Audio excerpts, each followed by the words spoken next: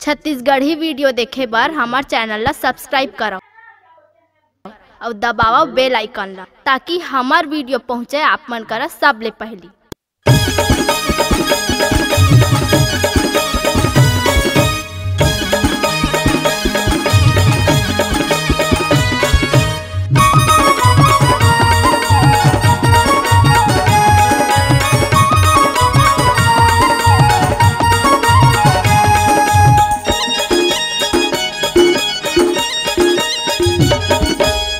छानी छानी खबरा छानी हवे मोरे घर वो, छानी छानी खबरा छानी हवे मोरे घर वो।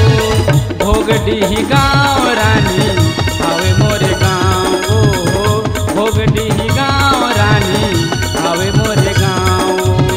छानी छानी खबरा छानी हवे मोरे घर वो, छानी छानी खबरा छानी हवे मोरे घर वो। भोगडीही गाँव रानी हवे मोरे गाँव ओ, भोगडीही गाँव रानी हवे मोरे गाँव।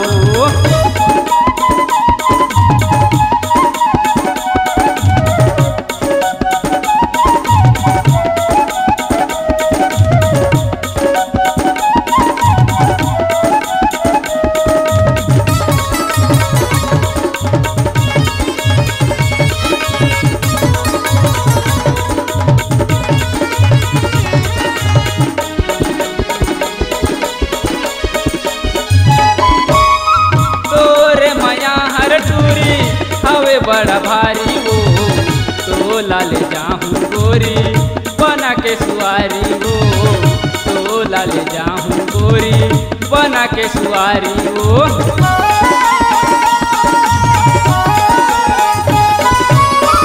तोरे माया हर टूरी हवे बड़ा भारी वो, तो लाल जाहूँ गोरी बना के सुआरी वो, तो लाल जाहूँ गोरी बना के सुआरी वो।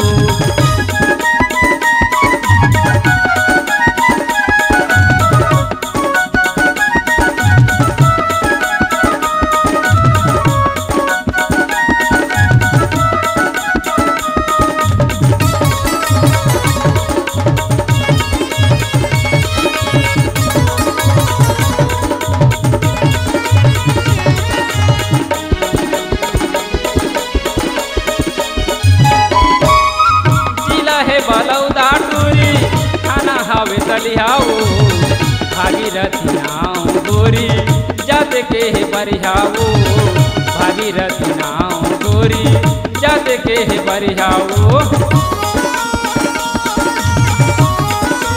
हाँ हाँ हाँ हाँ जिला है बलौदा टूरी खाना हवे तलिहाओ, भागीरथी नाव गोरी जात के है बरिहाओ, भागीरथी नाव गोरी जाते के है बरिहाओ।